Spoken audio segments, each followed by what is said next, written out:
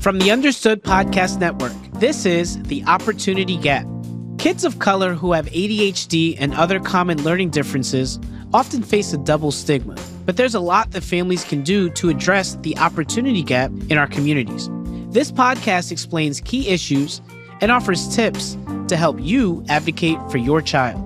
My name is Julian Saavedra. I'm a father of two and an assistant principal in Philadelphia, where I've spent nearly 20 years working in public schools. I'll be your host. Hey, listeners, welcome back. Today, we're talking about how to prepare for an IEP meeting. We know how stressful annual IEPs can be, but these meetings are important opportunities to advocate for your child. And we have a really extra special guest today. Her name is Taína Coleman. Taína is an education specialist at the Child Mind Institute, where she works to bridge the gap between science of learning and teaching practice. Taína has over 15 years of experience in working in special education, literacy education, and education administration in New York City. She's also the mom to two small ones. Hey, Taína, thank you so much for being here. Oh, thank you for having me. So, Taína, we always try to ask our guests a quick question to get things going. So, what's giving you life right now? What's giving me life right now? All right. I grew up in Harlem, New York City. Winter was not my favorite season ever, but I'm starting to appreciate it a little more with my kids, you know? So we officially have a sled. Every day they try to finesse me out of a hot chocolate if it's under like 40 degrees, you know? It's a wonderful time of year. I'm learning to appreciate it more. I already like your kids, and I haven't even met them yet, but I already like them. All right, let's get to the business. All right. You have over 15 years working in special education, and you're also a parent of a child who receives related services. Can you tell us exactly what an IEP is for those of us who might not know? Absolutely. IEP stands for Individualized Education Program. And some people refer to it as an Individualized Education Plan. But what folks really need to know is that it's really just part of the pre-K to 12 public education system. It's a legal document. It tends to map out special education instruction for kids who need support to make progress so they could thrive at school. And in that document, there'll be a list of some annual goals and kinds of services that a school can provide to a child. We use it in all different school settings in many ways. But for me, it's a way to ground a conversation around a child who might have some learning needs or some needs, period. It gives us an opportunity to all touch base. Taína, before we dive into specific tips on how to get ready for IEP meetings, is there anything in general you want to say about how or why these meetings might be particularly challenging for parents of kids of color? We know the opportunity gap on our show, we really try to talk about that intersection between special education and services and race and class and cultural background. Now that you're here, thinking about your own background, thinking about your own experience as a teacher, educator, parent, what are some of the things that might be particularly challenging? So as a parent of color, raising children of color, an educator as well, I recognize that the opportunity gap that exists, there's some cultural implications for it. There are historical reasons for that. One thing I wanted to point out was how there's also a language gap. The ways in which families from different cultural backgrounds understand the language of education. And it could be really difficult for folks to get a handle of what's happening. Why is it happening? What are you saying about my child? And I want to give some historical background on that because I think it's really important for parents to understand it, right? Because in 1975, Congress enacted an act. It was called Education for All Handicapped Children Act. Awful name. But point is, it was an act that really tried to focus in on protecting the individual needs of children with disabilities, right? Up till now, there weren't legal protections that would mandate a school to educate a child with various difficulties or disabilities, rather. So in 1990, it was reauthorized. It was renamed to IDEA as Individuals with Disabilities Education Act. And so it was an opportunity for children with disabilities to learn in a public setting. And that's really important for folks to know that this document was something that folks fought for. It's a legal mandate that disability activists have long discussed as being a powerful tool to really provide equity in the education system. But the thing is that I grew up in Harlem, the word disability is really charged, right? Yes. And so families Yes. had a real hard time wrapping their mind around that.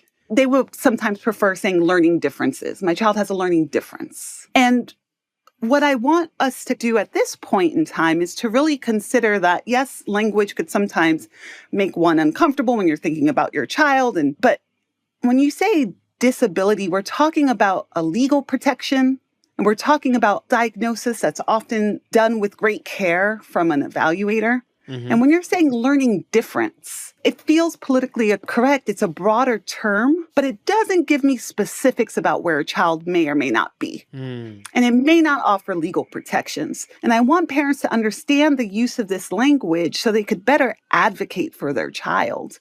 But we are going to have a balanced, thoughtful, caring conversation about my child's full humanity in this classroom. And so that power of language is really important for us to embrace at this point in time. What I want us to do is to be able to hold that complicated language, put it in time and place as it relates to disability rights and ableism, and more importantly, understand that we're really talking about children who may benefit from support, and me as a parent, what I'm going to do to make sure they get it.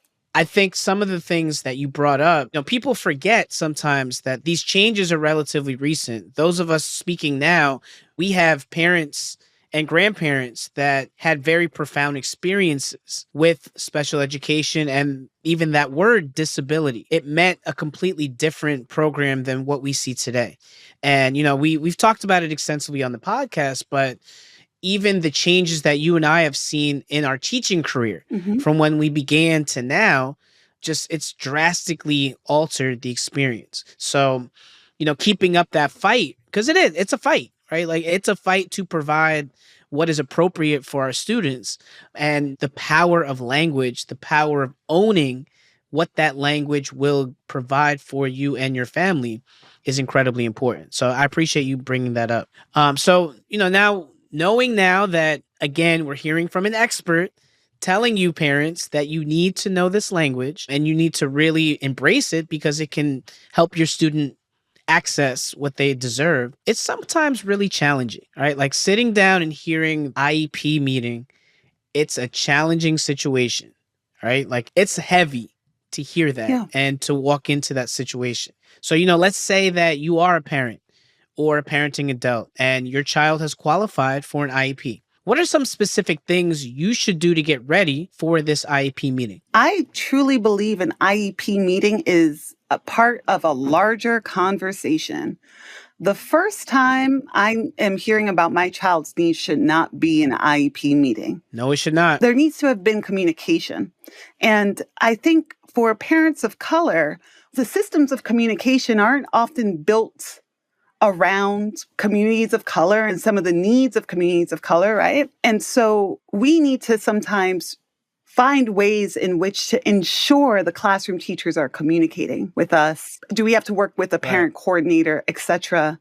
So the first thing I want to know is what lines of communication are there and how has it been used so I understand my child's experience in the classroom. So there's no one that's going to be shocked in that IEP meeting, right? Shouldn't be. And on the side of evaluations over here, it takes several assessments, several days, different interviews for us to conceptualize what we believe might be happening with a child. And the reason why I'm illuminating that process is I want parents to understand that their voice matters in that conceptualization. If we're saying that maybe my child has a reading difficulty, I believe this to be the case, and we're looking for services around that, maybe there's going to be some testing around that. I've had conversations with the teachers about how is my child presenting in the room, how are they presenting against other kids in the classroom, like what's happening at home beforehand. There were entire conversations about how we're understanding this child to be in this room. And if that is not happening, I encourage parents to reach out to people so that can happen, so that they're entering these IEP meetings with the sense of stability and a sense of being able to best advocate for their child. Okay. And I think that relieves some of that weight that we might feel, right? Because we've been part of the process. And then once you're in that meeting, right, you should get the information that informs that document in that meeting several days beforehand, depending where you are in different states or, different rules for that. Here in New York, about 5 days in advance. You should get copies of any evaluations that would explicitly describe the nature of the child's disability, student performance level, their strengths or weaknesses. And then as a parent, you're now spending some time thinking about, does this evaluation accurately portray your child? And when you walk into that meeting, you have leveled footing, right? Because you've done some of this. Now, should I be getting this in the mail or should I be looking through email? Is email sufficient or does this have to be in writing? And what kind of time should I be thinking of? You said a couple of states use 5 days, but a couple of days or some time before the meeting occurs? Every state's a bit different here, but I believe every parent can request it in print form. Okay. All right. That's like an equity issue, so ensure that it comes to you in print form. And if you didn't receive this information in time for your meeting, you can let school officials know. And so you can work with trusted people, right? So you could even bring people into that IEP meeting, such as like a tutor, a therapist, a caseworker, an advocate, someone who understands the education system as well. And they could even tell you, hey, you should have these documents ahead of time. Maybe they could help explain some of that to you before that meeting. So should I be, again, if I'm a parent or a parenting adult, I know the meeting is coming up. I know the communication has been somewhat strong. I know that I've gotten my documents in hand. Is there somebody I should talk to before the meeting starts? Like outside of a parent advocate or somebody should I talk to one of their classroom teachers or a case manager maybe, or should I just let it be? I'm of the school of thought where it's like, I speak to just about everybody. Because my child will present differently in different situations and different settings, much like all of us, right? So I talk to their classroom teacher. Perhaps I would go talk with, if they see a guidance counselor. Because once again, I'm trying to get a understanding of my child. I recognize it could be overwhelming to learn information that you might not see at home. There's a lot of paperwork. It's a lot of new language that's coming at parents. It's a moment to pause, partner, and plan. Pause, partner, and plan. That's it. We're going to pause right now and look at my child's education or their approach to education up close, from afar, from different angles. Who are my partners? Who in here is going to ensure that my child's goals are being met? How could I support them? Right? Do they see my child? And what is our plan for progress? I love the idea of partnership. Yeah. Again, Taína, you're a parent, right? I'm a parent. We are in the mix right now as we speak. Your child receives speech therapy, thank you for being willing to share that. How did you yourself emotionally prepare for that?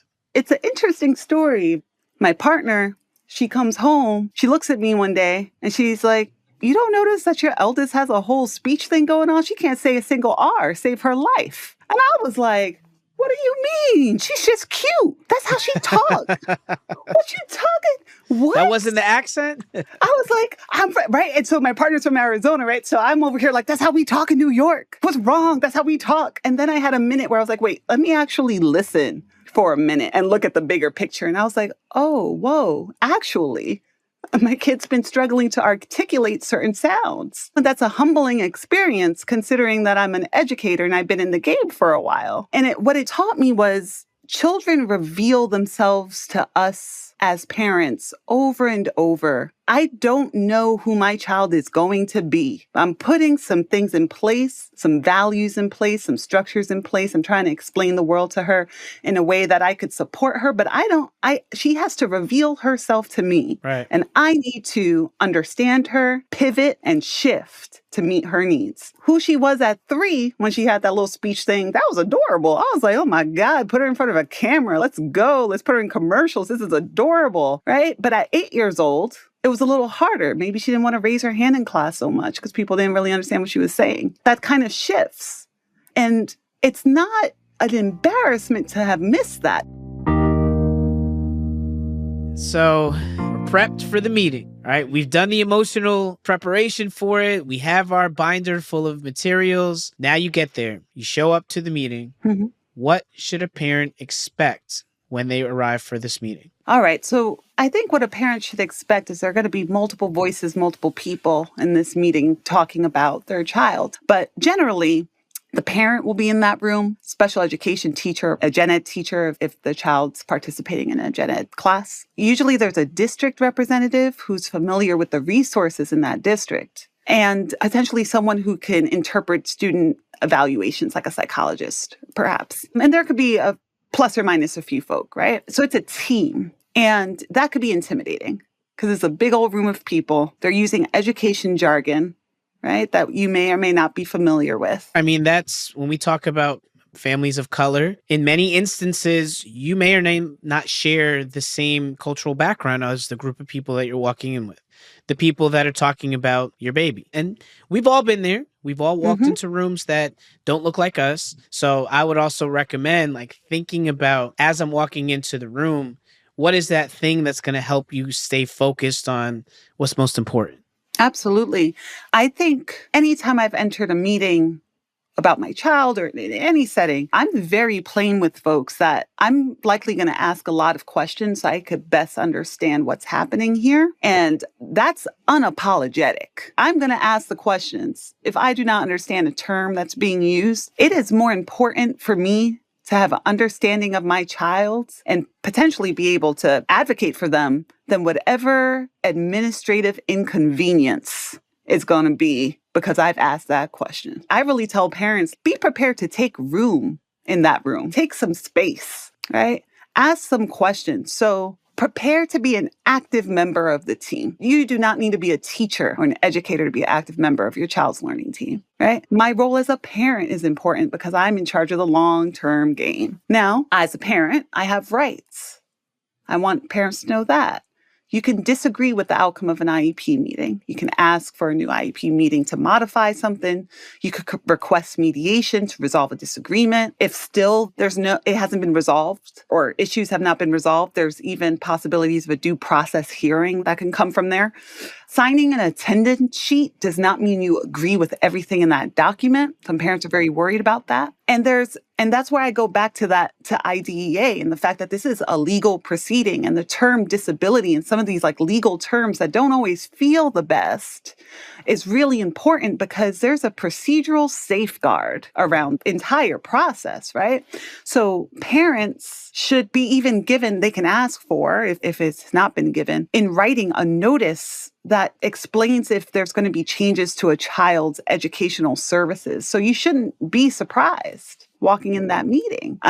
If you even say that you challenge a child's placement, you don't want your child to be placed in a certain place, or you don't want certain services, or you do want services and the school says no, they actually have to provide a description in writing to you with their rationale. That kind of slows down the process a little bit so you could process things. It gives you an opportunity to respond before changes are made. And then if you're in a situation down the line where perhaps you need mediation, or you're going to kick this up to talk to other people in a district about what your child needs, that documentation becomes even more important. And I love that you said that this is a partnership, right? Understanding that there's a partner involved.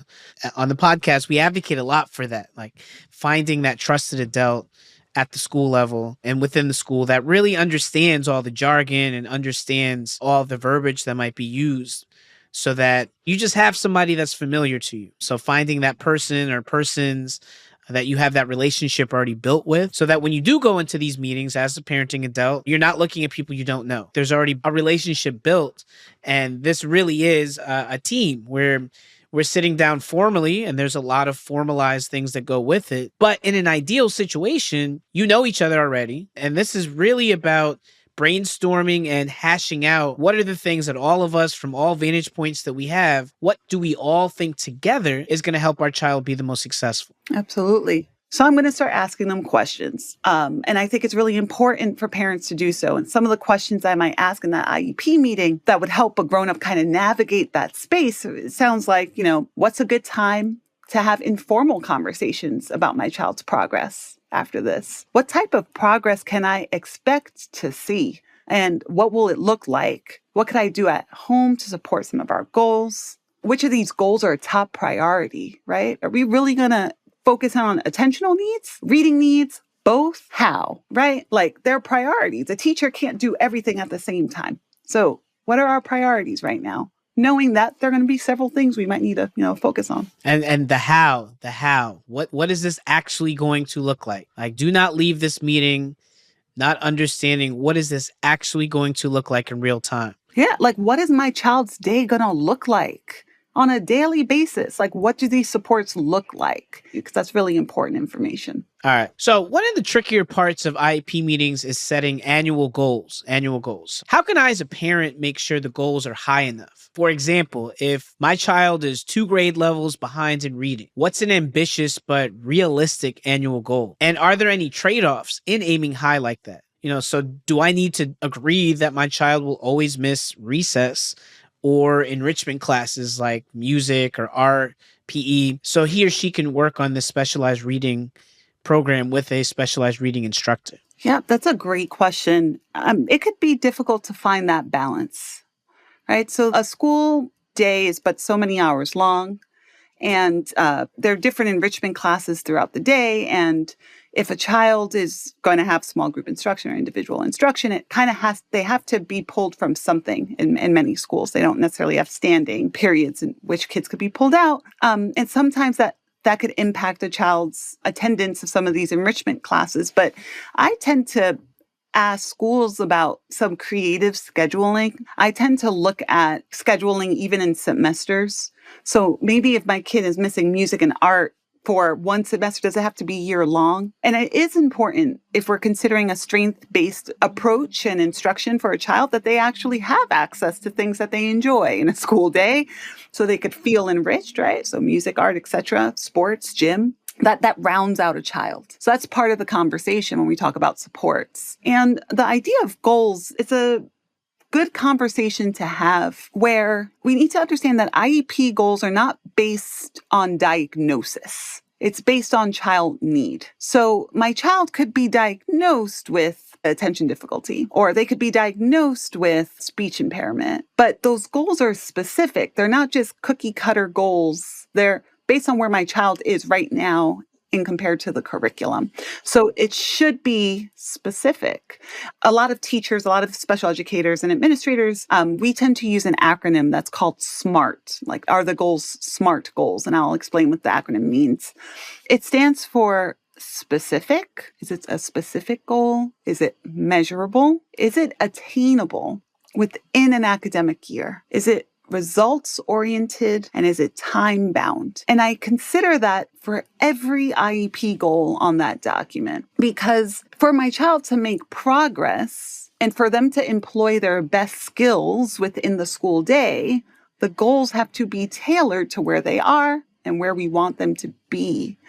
Like, the part of the opportunity gap is that sometimes you might have students who are not given and we know through literature and research over and over, kids of color deserve high expectations, and they also deserve top quality teaching. And we have to take into consideration all the social things and all the types of biases, intentional or not, that could take place when setting goals for kids. As parents of color, I want to make sure that goal is attainable, yet ambitious enough that I know it's what my child's next right step is. I don't want it to be too far out of reach where they're going to feel some type of anxiety or feel like they can't meet it, but it is a high quality goal, right? Is there anything that parents can do to make sure that these goals are not only high enough, but also are meeting that SMART goal criteria? Absolutely. Understood.org has this document that I've used plenty of time, and I've given it to parents as an educator. So they have this IEP goal tracker that I love, right? And it's a little chart that a parent could fill out where you write down the goal that your child might have. So Sade, let's say, needs to increase her reading comprehension, or will increase her reading comprehension from 70% to 90% at this grade level passage, like at a second grade level. And then it says, where's the child functioning? So it says the goal and it says where she is. So maybe she's at 80% at an early second grade level, or maybe she's half a grade level behind. And then it should list a benchmark of what are the small steps that are going to get her there. Is the adult going to prompt her while she's reading? Like, what are those little benchmarks? And the chart's really easy to use. I highly recommend it. But the part that's most powerful for parents is it's a question part of that chart, which once you understand that this goal of increasing her reading comprehension is related to vocabulary, then you could start to ask questions like, why can't my child remember vocabulary words with great ease? What can I do to improve her vocabulary? Since she's in 3rd grade and she's reading at a 2nd grade level, when can I expect some of this progress to take place? Or what are going to be some of the signs that I know that maybe we're not meeting some of these goals and we need to have another conversation? And once you understand that, then you could start asking critical questions about your child's performance and their learning profile. All right, Taína. So at this point, you have the IEP. You signed it. So what happens next? What should parents follow up on? All right. You should ask questions like, when are you going to receive that IEP? That's different from state to state, how much time they have to produce it. Ask questions about, when is that new IEP going to be implemented? What types of forms do you need to fill out to enroll your child in any given program that you may have decided upon? And then you get this document. And I always recommend that parents confirm that they've received the IEP and that they are, in fact, reviewing it. Sometimes I'll put it in email just to have a little paper trail. You want to double check that document, that your understanding of what you discussed is in fact represented on that document. As an educator, I'm going to tell you there are mistakes on those documents, right? We're all humans, so please look at that over. And it's also critical to compare for your understanding of your child last year's goals to this year's goals, because now this document can really illuminate some of that space in between. So what actionable steps do you have for parents? Like any specific tips moving forward that you would have for parents? Something I'm very aware of as a parent now, but also as an educator, is that my child is their own person. They are different from me. It's hard for some parents to see that, well, I was really good at math. I don't understand why this child might have difficulties in math, or my child might have difficulties, right? It's just simply this child is going to reveal themselves to you over time. And so learn about their area of need, and that it has nothing to do with your ability or skill as a parent. It is simply neurodiversity. We know better now. We understand the research. We understand that everyone's brain is hardwired in different ways. It's important for parents to remember how important they are in this entire process, right? You are your child's advocate. Do not be afraid to ask questions. Take up space in that room and then check throughout the year about your child's progress. This is one of many conversations that can benefit your child. Taína, thank you so much for joining us. It's been such a pleasure. Taína is part of the great team at the Child Mind Institute. Child Mind Institute and Understood have a long history together. CMI was one of the founding partners that helped launch Understood all the way back in 2014. Two great organizations with great missions that are helping neurodivergent kids thrive. I also want listeners to check out all of our show notes. That's where we'll include links to Understood's IEP goal tracker. Trust me, it is great. That Taína mentioned, and also to an article that explains how to tell if your child's IEP goals are SMART. You've been listening to The Opportunity Gap from the Understood Podcast Network. This show is for you, so we want to make sure you're getting what you need. Is there a topic you'd like us to cover? We want to hear from you. Email us at opportunitygap@understood.org. If you want to learn more about the topics we covered today, check out the show notes for this episode. We include more resources as well as links to anything we mentioned in the episode. Understood.org is a resource dedicated to helping people who learn and think differently discover their potential and thrive. Learn more at understood.org/mission. The Opportunity Gap is produced by Julie Raw, edited by Sin Pim. Brianna Berry is our production director. Our theme music was written by Justin D. Wright, who also mixes the show. For the Understood Podcast Network, Laura Key is our editorial director. Scott Cochere is our creative director. And Seth Melnick is our executive producer. Thanks for listening, and see you next time.